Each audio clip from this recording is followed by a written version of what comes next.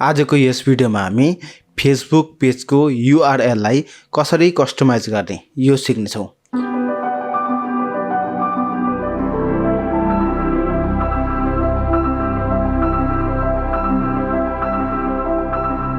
Learn with mister दीपमा स्वागत छ। आजको यस भिडियोमा हामी फेसबुक पेजको URL लाई कसरी एडिट गर्ने र आफूलाई मन लागेको URL राख्ने यो सिक्नेछौँ।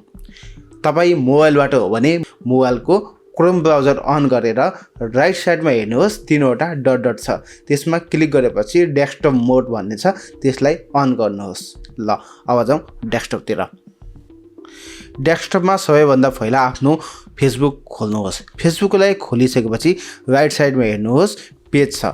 यदि तपाईको प्रोफाइल अन छ भने पेजलाई अन गर्नुहोस्, त्यहाँ स्विच गरेर। त्यसपछि सेटिङमा आउनुहोस्। सेटिङमा आइसकेपछि तपाईको इन्टरफेस यस्तो आउँछ। अब हेर्नुहोस्, पेज सेटअप भन्ने अप्सन आएको छ। पेज सेटअपमा क्लिक गर्नुहोस्। पेज सेटअपमा क्लिक गरिसकेपछि हेर्नुहोस्, यहाँ नेम छ, नेममा क्लिक गर्नुहोस्। नेममा क्लिक गरिसकेपछि अब हेर्नुहोस्, माथि नेम छ र तलपट्टि युजर नेम भएको छ। त्यसको एडिटमा थिच्नुहोस्। एडिटमा थिचिसकेपछि यो वे टु एससीएस छ। यो पेजलाई वे टु एससीएसबाट लर्न विथ मिस्टर दीप भन्नेमा कन्भर्ट गरेको छ। यो जानकारी पनि तपाईलाई गराउन चाहन्छु।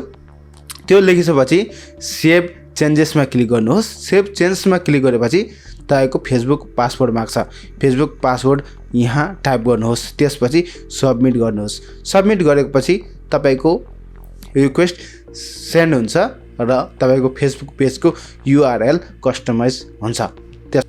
यो URL युज गरेर तपाई फेसबुक पेज सर्चमा ल्याउन सक्नुहुन्छ।